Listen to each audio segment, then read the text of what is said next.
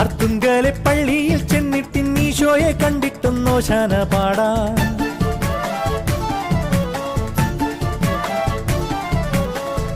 അർത്തുങ്കലെ പള്ളിയിൽ ചെന്നിട്ട് ഈശോയെ കണ്ടിട്ടും ഓശാന പാടാം. അത്രത്തോളം മക്കളാം നമ്മളെ കർത്താവ് കാക്കുവാൻ കുർബാന കൂടാം.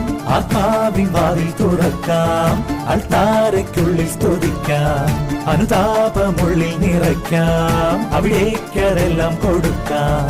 ദൈവത്തിന്റെ കുഞ്ഞാടിനോടത്ത് ജീവിതക്കൊന്നു കേറാം.